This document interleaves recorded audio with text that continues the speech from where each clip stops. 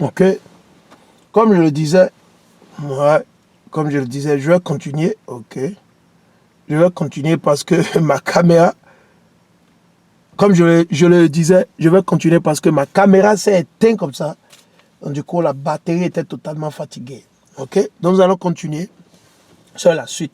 Il dit, celui qui commet le péché du diable, donc ça c'est le premier épître de Jean, ça, le chapitre 3 et le verset 8, il dit, celui ou celle qui commet le péché du diable.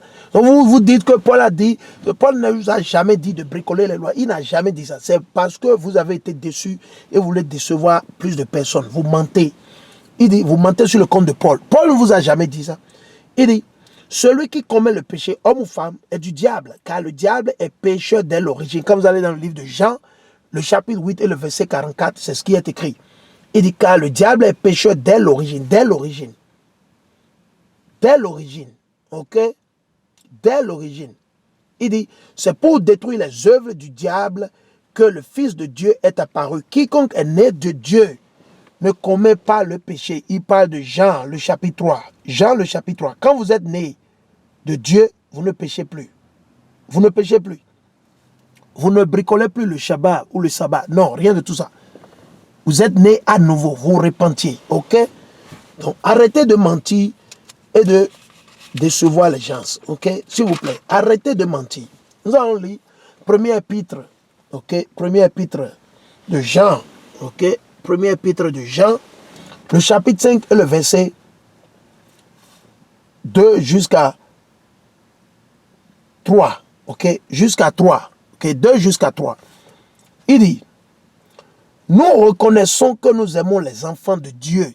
Donc vous ne pouvez pas vous lever maintenant et dire que vous connaissez les enfants de Dieu et vous ne mettez pas en pratique les lois et les commandements de Yah. Non. Il dit, à ce que nous aimons Dieu et que nous pratiquons ses commandements. Donc si vous ne pratiquez pas les commandements de Dieu, c'est-à-dire que vous ne connaissez pas les enfants de Dieu. À ce que et que nous pratiquons ces commandements. Car l'amour de Dieu consiste à garder ses commandements. C'est la définition du mot Amoussa. L'amour de Dieu consiste à garder ses commandements. L'amour de Dieu consiste à garder ses commandements. Ok?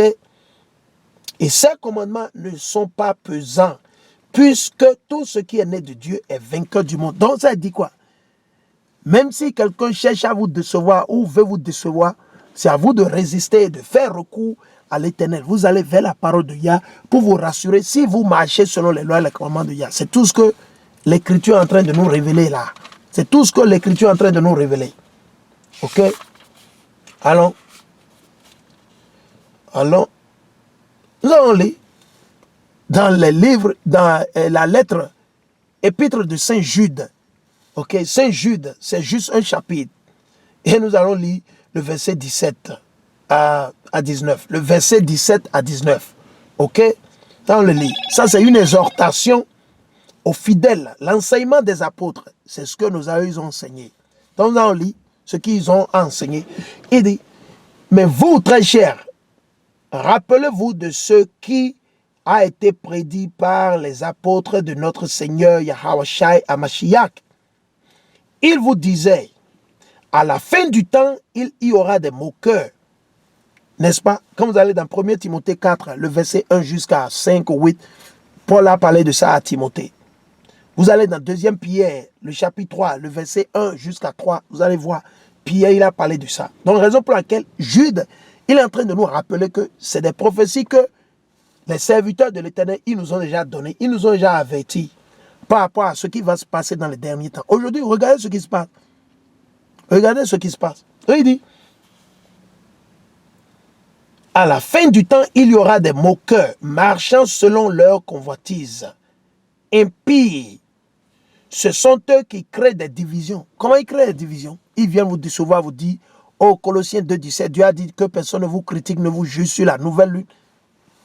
Ok, ça n'engage que vous. Il dit, ces êtres psychiques qui n'ont pas d'esprit, ils n'ont pas d'esprit.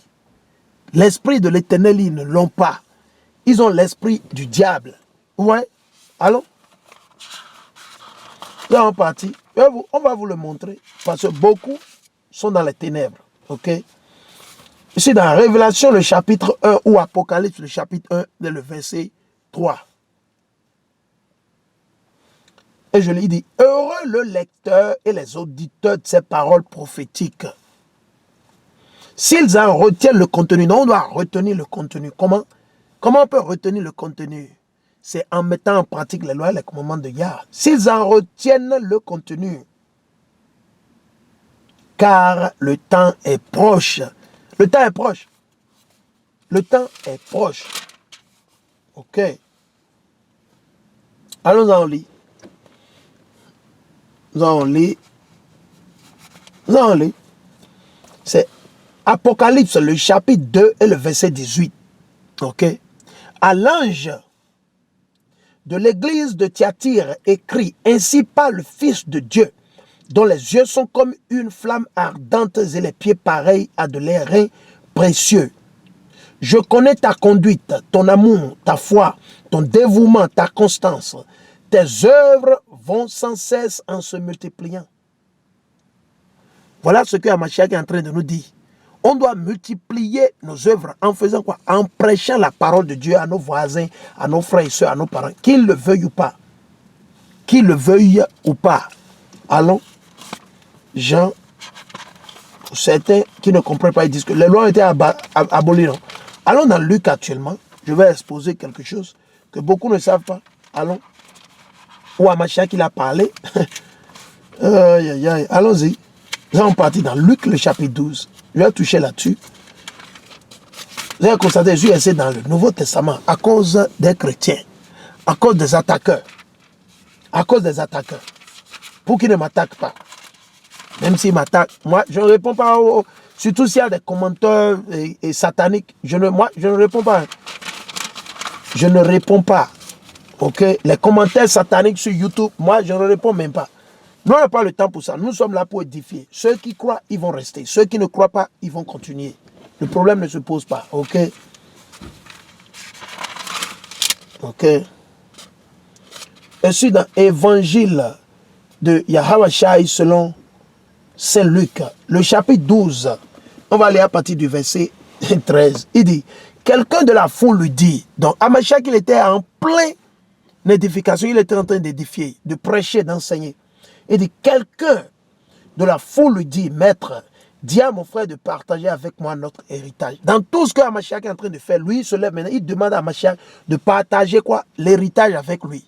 Imaginez, ça c'est l'esprit de nos frères et sœurs. Il demande à Hamashiach, au lieu de demander ce qu'il va faire pour être sauvé, pour aller au royaume de Yah, il demande à Hamashiach de l'aider, de parler à son frère, de convaincre son frère pour partager l'héritage avec lui. Imaginez. On va voir ce que Hamashiach lui a dit. Avec moi, notre héritage. Il lui dit, homme, qui m'a établi pour être votre juge et régler vos partages. Hein? Hamashiach n'est pas venu pour faire juge sur les héritages. Il est venu pour prêcher, enseigner la parole de Dieu.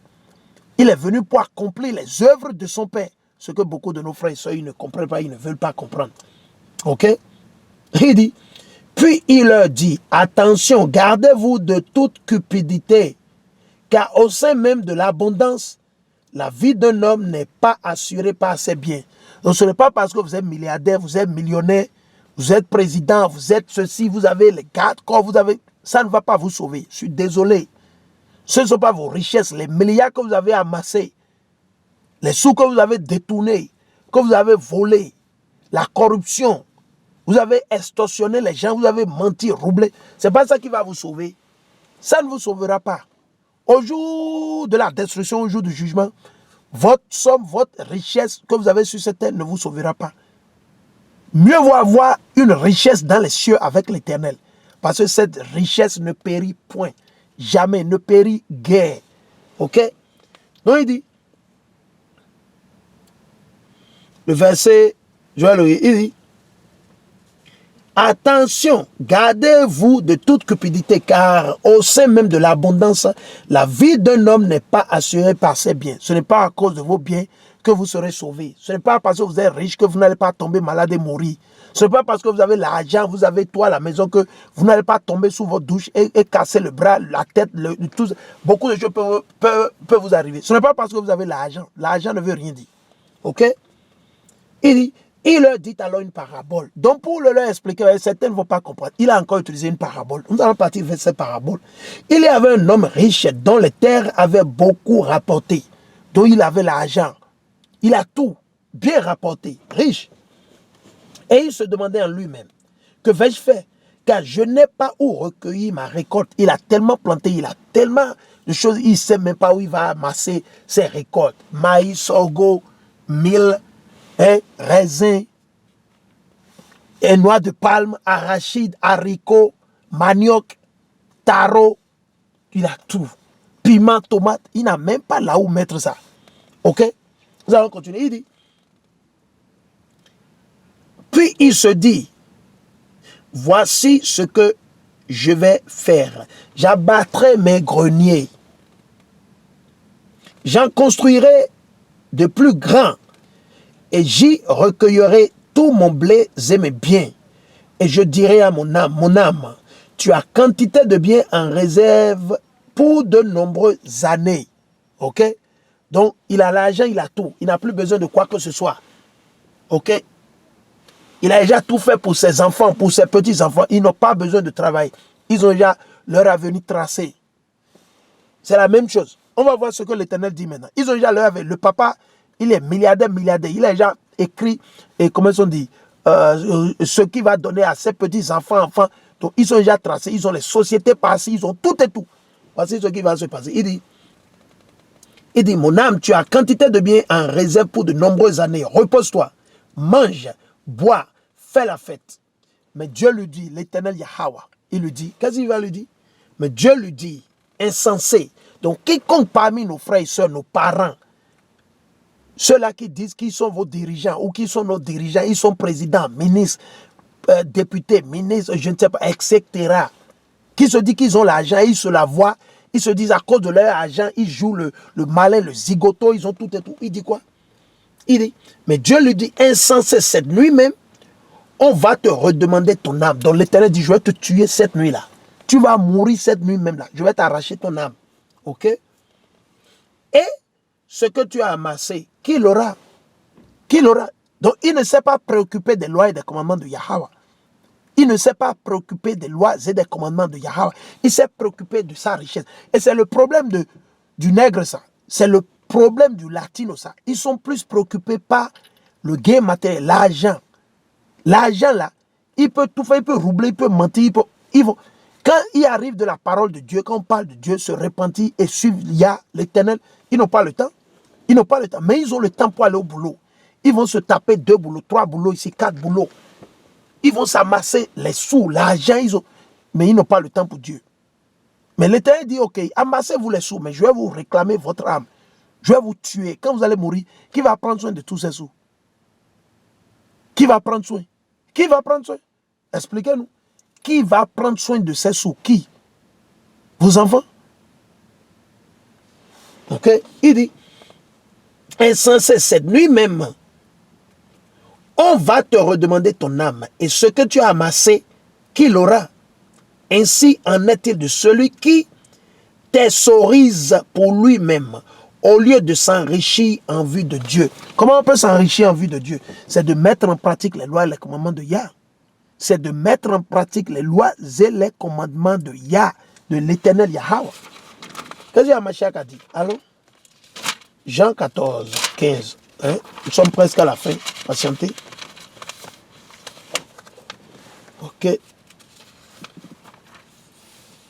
Jean 14.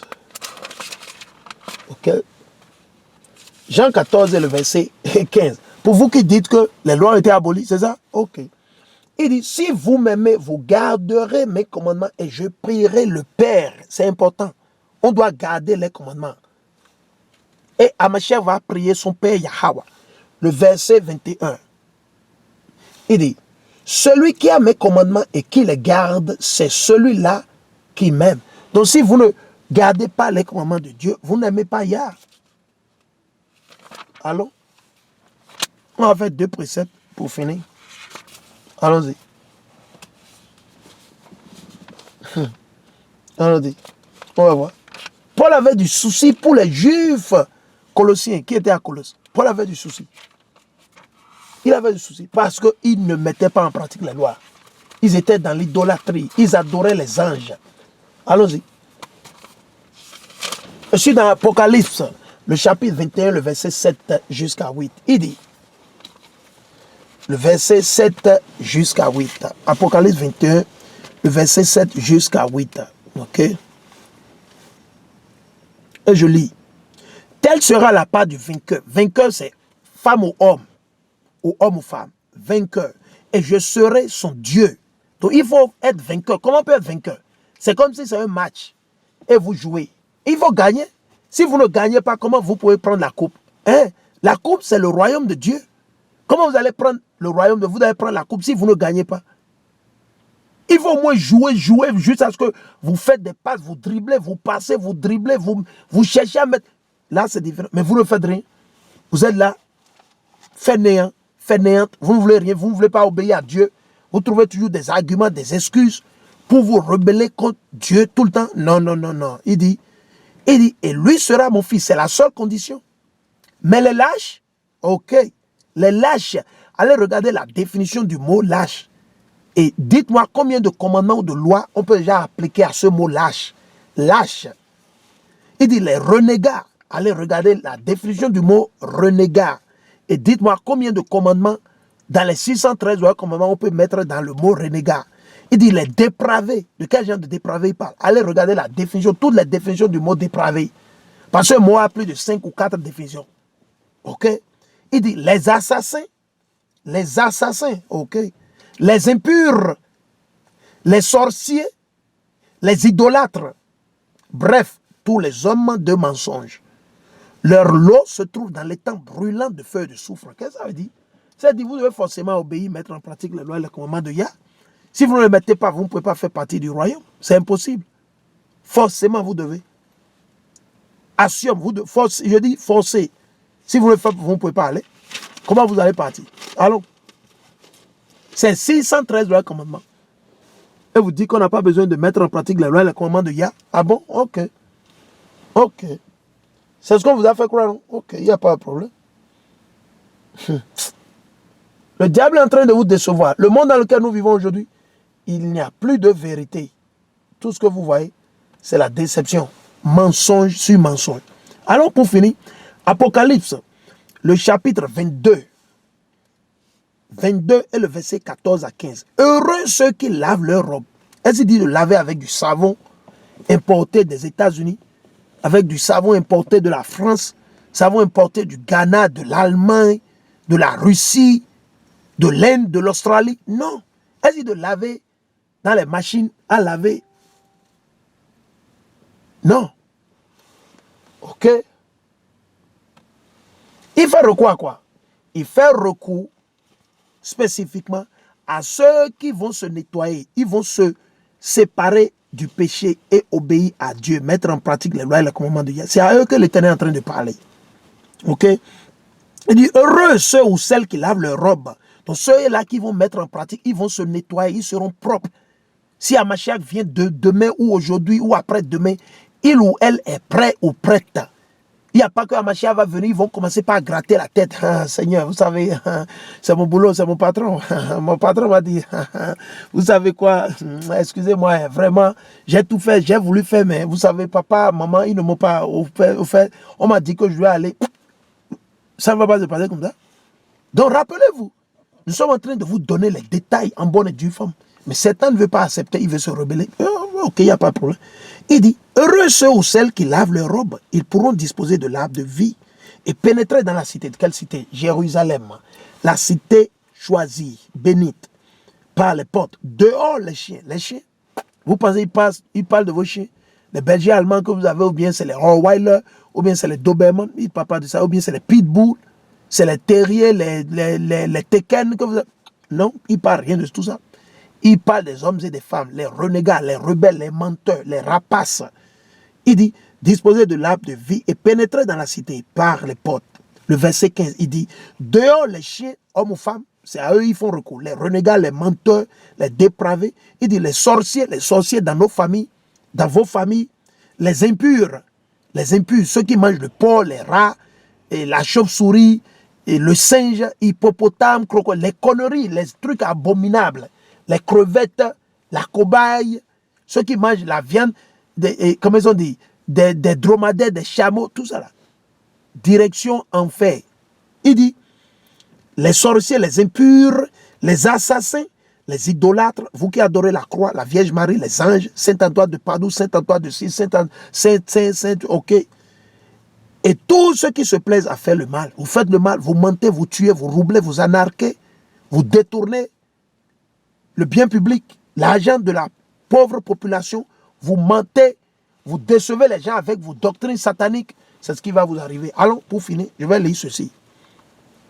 Là, on lit ceci, pour finir. On partit dans Philippiens. Hein? Philippiens, soyez patient, hein? Et Philippiens. Ok. Philippiens. Ok. Nous allons le lire. Ok. Philippiens. Nous allons lire Philippiens 1 et le verset 12. Ok. Philippiens 1 et le verset 12. Nous allons lire. Il dit, je désire que vous le sachiez, frères, mon affaire a tourné plutôt au profit de l'évangile. En effet, dans tout le prétoire et partout ailleurs, mes chaînes ont acquis dans le Christ, ok, une vraie notoriété, ok, et la plupart des frères enhardis dans le Seigneur, du fait même de ces chaînes, redouble d'une belle audace à proclamer sans crainte la parole. À proclamer sans crainte la parole. Sans peur. Vous qui aviez peur de parler à vos amis, à vos frères, à vos parents, l'Éternel, il va vous renier. Il va vous cracher. Amachiach va vous cracher devant son Père, devant les anges. Donc le jour, les malheurs vont commencer d'ici là. Certains d'entre vous, vous ne croyez pas. Mais les malheurs vont commencer d'ici là. Quand Mashiach va vous rejeter devant son Père, c'est de là que vous allez comprendre que ce sera déjà trop tard pour beaucoup, pour la majeure partie. Mon chers frères et sœurs, voilà le message que nous avons à partager avec vous. Nous devons mettre en pratique les lois et les commandements de Yah. Les lois et les commandements de Yah n'ont pas été abolis. Quiconque vous enseigne ainsi, séparez-vous de cette personne. Quiconque vous dit que les lois et les commandements de Yah ont été abolis, séparez-vous de ce dernier ou de cette dernière.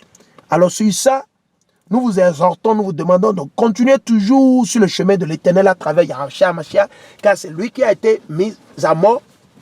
Continuez toujours à traquer la lune, mettez en pratique les lois et les commandements de Yah, obéissez, priez, jeûnez, aussi possible qu'il le faut, et l'Éternel, il va vous délivrer au jour du malheur. Sur ce, nous bénissons l'Éternel Yahweh à travers son Fils Yahushua pour les siècles des siècles. Amen. Et nous disons Shalom, Shalom à la nation d'Israël. Shalom.